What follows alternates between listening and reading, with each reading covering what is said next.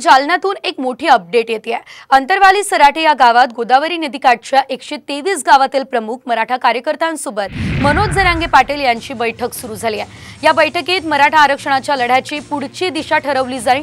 याशिवाय 23 डिसेंबरला बीडमध्ये होणाऱ्या इशारा सभेचं नियोजन या बैठकीमध्ये करण्यात येणार आहे। या संदर्भात आता अधिकची अपडेट घेऊयात आमचे प्रतिनिधी लक्ष्मण सोळुंके यांच्याकडून। लक्ष्मण, या संदर्भातली सविस्तर माहिती।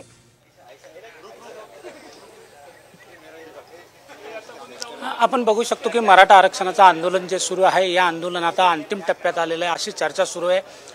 मुख्यमंत्री यांनी ज्या विधिमंडळामधून जे संभाषण केलं होतं त्यानंतर आज मंत्रिमंडळाचं शिष्टमंडळ या ठिकाणी दाखल होणार आहे आणि हे शिष्टमंडळ या ठिकाणी मनोज जरांगे पाटील यांना भेटणार आहे आणि त्या शिष्टमंडळाकडून 24 डिसेंबरचा जो अल्टिमेटम दिलेला आहे त्याबाबत या ठिकाणी मनोज जरांगे पाटील यांची ती समज काढण्याचा प्रयत्न करणार असल्याची माहिती समोर आलेली आहे।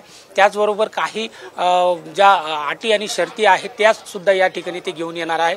त्याच दृष्टिकोनातून मंत्रिमंडळाची बैठक, मंत्रिमंडळाचे जे शिष्टमंडळ हे काही क्षणात या ठिकाणी आता अंतरवाली सराटे या ठिकाणी दाखल होणार आहे। मनोज जरांगे पाटील यांच्याशी ते चर्चा करणार आहे आणि त्यानंतर 24 डिसेंबरच्या आंदोलनाबाबतची भूमिका ही मनोज जरांगे पाटील त्यानंतर आपली स्पष्ट करणार आहेत। निश्चितच लक्ष्मण, आपण एकीकडे बघतोय ही बैठक सुरू झालेली आहे तर दुसरीकडे सरकारचं शिष्टमंडळ देखील काही वेळातच जरांगे पाटील यांची भेट घेईल। मात्र पुढची दिशा नेमकी काय ठरू शकते, पुढे नेमका हा प्रतिसाद सरकारच्या शिष्टमंडळाला जरांगे पाटील कसा देऊ शकतात? आपण बघू शकतो की बहुतांश मागण्या मान्य झाल्यासारख्या असल्यामुळे मनोज जरांगे पाटील यांच्याकडून समाधान व्यक्त केले जात आहे। मात्र काही किंतु आणि परंतुचे काही प्रश्न आहे त्याबाबत हे शिष्टमंडळ या ठिकाणी चर्चा करणार असल्याची माहिती आहे।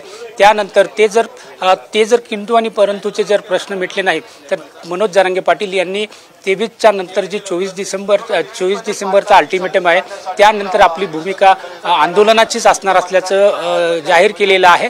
त्यानंतर हे आंदोलन तीव्र होण्याची शक्यता वर्तवली जात आहे। मात्र आता शिष्टमंडळ आणि मनोज जरांगे पाटील यांच्यात काय चर्चा होती हे पाहणं आता महत्त्वाचं ठरणार आहे। आपण बघू शकतो की सकाळपासूनच अंतरवाली सराटीतील 123 गावातील जे कार्यकर्ते आहे, मराठा सेवक आहे, यांच्यासोबत सुद्धा मनोज जरांगे पाटील यांची बैठक झालेली आहे। शिष्टमंडळासोबत काय चर्चा होणार आहे याबाबतही त्यांची चर्चा झालेली आहे। निश्चितच लक्ष्मण, खरं तर या चर्चेनंतर जरांगेंची भूमिका बघणं महत्त्वाचं असेल। धन्यवाद दिलेल्या सर्व अपडेट्ससाठी।